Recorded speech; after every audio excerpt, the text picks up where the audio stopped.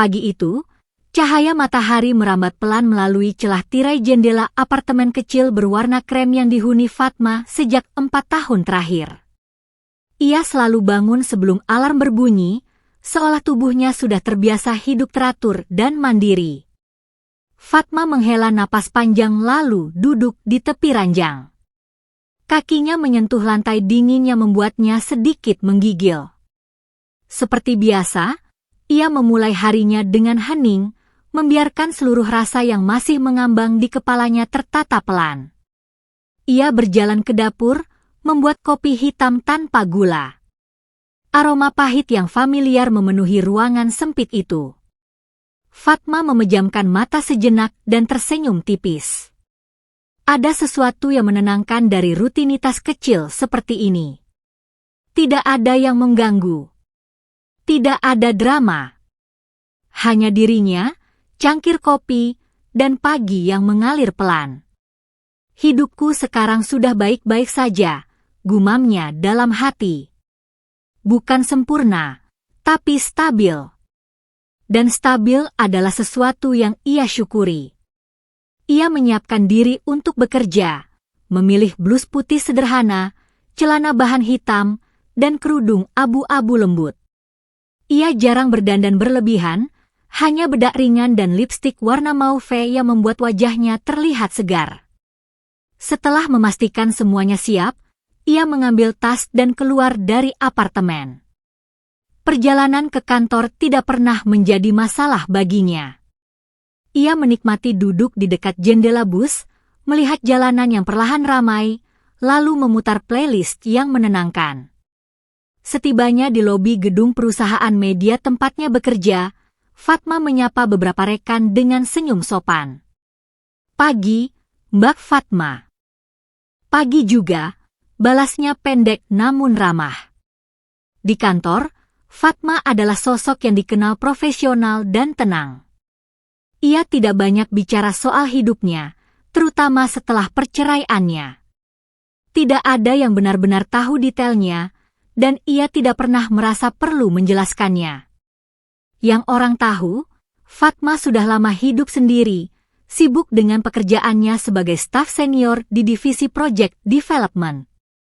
Meja kerjanya rapi, kalender meja, jurnal kerja, tanaman kecil yang ia rawat diam-diam, dan foto keluarganya. Tidak ada foto masa lalu. Tidak ada jejak pria itu. Pria yang dulu pernah menjadi suaminya, Malik. Nama itu masih menyisakan serupa angin dingin di dada, namun tak lagi membuatnya runtuh seperti dulu. Luka itu sudah tidak berdarah, meski tetap ada bekasnya. Fatma telah belajar hidup berdampingan dengan rasa itu. Siang itu, ruang kantor mendadak ramai. Orang-orang berkumpul dalam kelompok kecil, berbisik-bisik sambil menahan senyum penasaran. Fatma yang sedang merapikan draft laporan hanya mengangkat sedikit alisnya. Ada apa sih? Kok pada heboh? Tanya Rani, rekan satu tim yang duduk di depannya. Kamu belum dengar? Rani membulatkan mata. Divisi kita bakal kedatangan atasan baru. Katanya masih muda, ganteng, pintar, dan pernah pegang proyek internasional. Fatma tersenyum kecil. Oh, itu. Aku sudah dapat kabarnya tadi pagi. Kenapa kamu kalem banget? Ini kabar besar, loh. Fatma hanya mengangkat bahu. Siapapun atasannya, yang penting kerjanya jelas. Rani mendesah dramatis. Duh, kamu itu ya, selalu aja tenang. Fatma tertawa kecil, tapi entah kenapa perutnya terasa aneh. Seperti ada firasat samar yang menggelitik. Bukan firasat buruk, bukan juga firasat baik. Hanya sesuatu. Ia mengabaikannya dan melanjutkan pekerjaan. Hari itu, seluruh divisi dikumpulkan di meeting room besar. Kursinya hampir penuh. Fatma memilih duduk di barisan belakang. Meeting room terasa tegang namun hangat, orang-orang berbisik soal siapa atasan baru mereka. Jam menunjukkan pukul 9 ketika pintu terbuka. Ketukan langkah perlahan memasuki ruangan.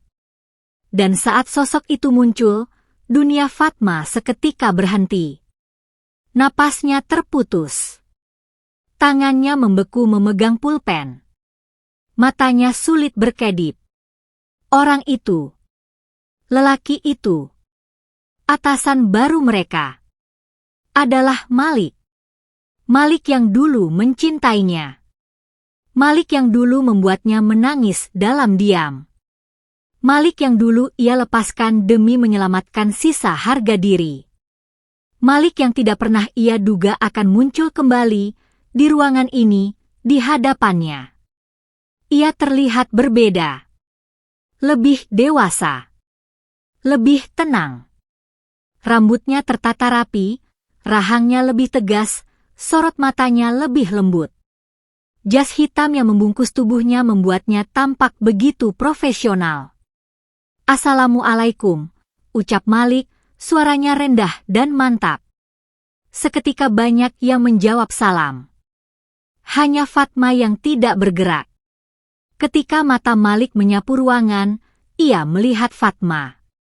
Tatapannya terhenti. Sangat jelas terhenti.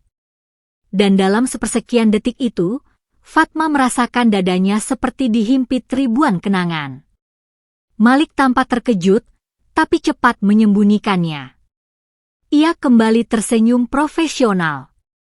Namun bagi Fatma, semua itu sudah cukup membuat hidupnya yang stabil menjadi bergetar. Dulu, Malik adalah lelaki yang membuat Fatma jatuh cinta hanya dengan senyumnya. Mereka menikah muda, dengan cinta yang sederhana dan kebahagiaan yang tampak menjanjikan. Hari-hari awal pernikahan mereka penuh tawa, menonton film di sofa kecil, dan obrolan panjang tengah malam. Tapi ambisi, kesibukan, dan ego perlahan merusak semuanya.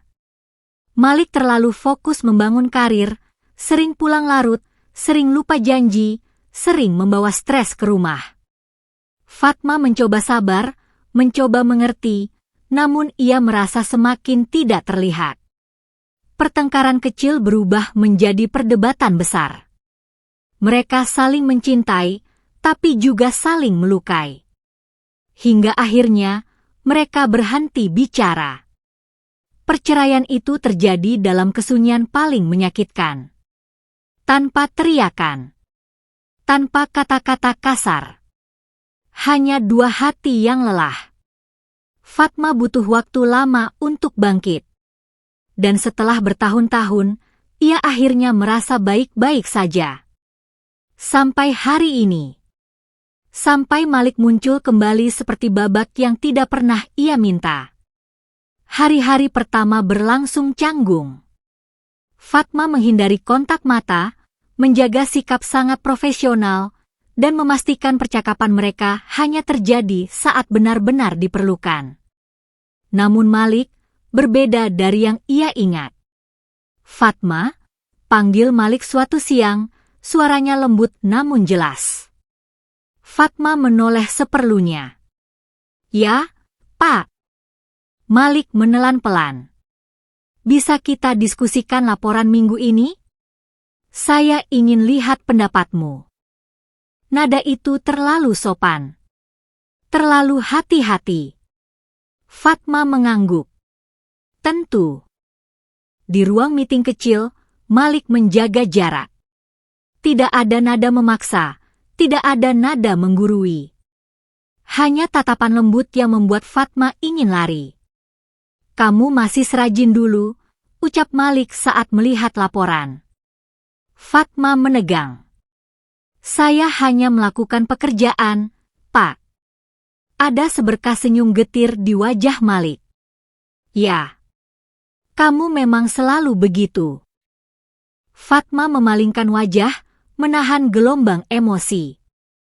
Percakapan kecil itu berulang hari demi hari. Malik menawarkan bantuan pekerjaan, menanyakan apakah Fatma baik-baik saja, bahkan sekadar menyapa dengan sopan setiap pagi. Awalnya Fatma menghindar. Lalu perlahan, ia merasakan sesuatu yang ia benci akui. Hatinya tidak kebal pada Malik. Tidak sepenuhnya. Waktu berjalan, dan Fatma mulai menyadari sesuatu. Malik berubah. Ia lebih sabar. Lebih mau mendengar. Tegas tapi lembut dalam bicara. Tidak pernah memaksa. Tidak pernah membuat suasana berat. Saat tim mengalami kesulitan proyek besar, Malik tidak memarahi siapapun. Ia duduk bersama mereka, mencari solusi, dan mendukung setiap ide. Bahkan beberapa kali, Fatma melihat ia membantu tim lain tanpa diminta. Rani pernah berbisik dengan mata berbinar. Pak Malik itu atasan idaman banget. Ganteng, ramah, profesional. Kalau aku jadi pegawai yang sering diajak diskusi kayak kamu, aku pasti nervous tiap hari. Fatma hanya tersenyum hambar, tidak tahu apakah harus tertawa atau menangis mendengarnya. Karena hanya Fatma yang tahu, lelaki itu dulu tidak seperti ini. Perubahan itu nyata. Dan semakin hari semakin sulit bagi Fatma untuk berpura-pura tidak merasakannya. Malam-malam Fatma kembali ditemani suara hatinya sendiri. Apakah aku masih mencintainya? Apakah aku hanya merindukan kenangan? Apakah ia benar-benar berubah? Kalau aku memberi kesempatan, apakah aku akan terluka lagi? Pertanyaan itu terus datang, seperti ketukan kecil yang tak mau berhenti. Di kantor, Malik semakin sering mendekat namun tetap sopan. Ia menawarkan makan siang, mengajak berdiskusi ringan, atau tiba-tiba hadir ketika Fatma membutuhkan bantuan menyelesaikan laporan besar. Terima kasih, Malik, kata Fatma suatu sore tanpa sengaja menyebut namanya tanpa gelar. Malik tersenyum kecil. Kamu masih ingat cara menyebut namaku dengan lembut. Fatma yang sadar cepat-cepat berdiri. Saya harus kembali bekerja. Fatma, Malik menatapnya dalam. Aku tidak akan memaksamu bicara. Tapi aku ingin kamu tahu, aku menghargai setiap langkahmu. Tatapan itu membuat Fatma gemetar. Suatu malam, seluruh tim lembur karena deadline besar. Satu persatu rekan kantor pulang setelah tugasnya selesai. Tinggal Fatma dan Malik yang masih berada di ruangan. Jam hampir menunjukkan pukul 11 malam ketika Malik akhirnya berkata, "Kita break sebentar. Kamu sudah bekerja terlalu keras." Fatma menghela napas. Aku baik-baik saja. Kamu selalu bilang begitu. Suara Malik merendah. Sejak dulu. Fatma menatapnya. Mata mereka bertemu. Tidak ada yang berusaha lari dari hening itu. Fatma, Malik menarik kursinya mendekat sedikit, namun tetap menjaga jarak aman. Aku ingin minta maaf. Fatma terdiam. Aku dulu bodoh. Terlalu keras kepala. Terlalu sibuk menjadi seseorang yang aku kira kamu butuhkan. Padahal kamu hanya butuh aku yang hadir. Fatma menunduk, merasakan matanya hangat. Aku menyesal. Fatma, lanjut Malik, suaranya serak. Setiap hari setelah kita berpisah, aku menyesal. Aku belajar banyak. Aku mencoba memperbaiki diri, bukan untuk orang lain, tapi untuk diriku. Dan untukmu. Air mata Fatma jatuh tanpa suara. Malik tidak menyentuhnya. Tidak menenangkan secara fisik. Ia hanya menatapnya dengan penuh hormat, seakan tahu bahwa Fatma butuh ruang untuk menangis. Kenapa kamu kembali? Tanya Fatma lirih. Malik tersenyum pedih. Karena aku tidak bisa berhenti berharap kita bisa memulai ulang. Aku tahu kamu punya alasan untuk membenciku. Tapi aku berharap kamu bisa melihat siapa aku sekarang. Fatma mengusap air matanya. Tapi aku takut, Malik. Aku tidak yakin bisa terluka lagi. Malik mengangguk pelan. Aku tahu. Karena itu aku tidak meminta jawaban sekarang. Malam itu menjadi titik balik bagi Fatma. Memang tidak ada yang berubah, namun ada pintu yang tadinya tertutup rapat kini sedikit terbuka. Hari-hari berikutnya, Malik tidak mengubah caranya. Ia tetap profesional, tetap sopan, tetap menjaga batas. Namun ada hal yang Fatma sadari. Malik menunjukkan rasa dengan tindakan kecil yang konsisten. Ia selalu memastikan Fatma tidak pulang terlalu malam. Ia membantu tanpa diminta. Ia memuji kerja keras tim, bukan hanya hasilnya. Ia menjaga nada bicara agar tetap lembut setiap kali berbicara dengan Fatma. Suatu hari Rani berbisik, "Aku nggak ngerti, tapi kalau Pak Malik lihat kamu, auranya beda, Mbak." Fatma hanya tersenyum, pura-pura tidak mengerti. Padahal ia merasakan hal yang sama. Ia mulai merasa nyaman. Namun tetap berhati-hati.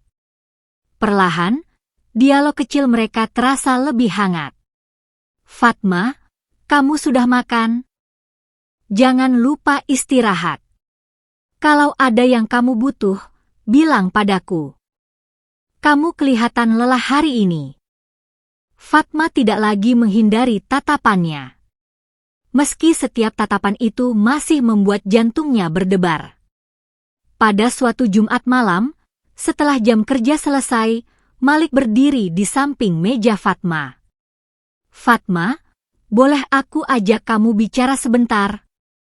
Fatma menatapnya. Tatapan itu berbeda. Lebih mantap. Lebih tulus. Malik menuntunnya ke sebuah tempat yang ternyata adalah kafe kecil dekat taman kota. Tempat itu pernah menjadi tempat mereka berkencan bertahun-tahun lalu. Fatma terpaku. "Kamu masih ingat tempat ini?" "Aku ingat semuanya," gumam Malik. "Setiap detail."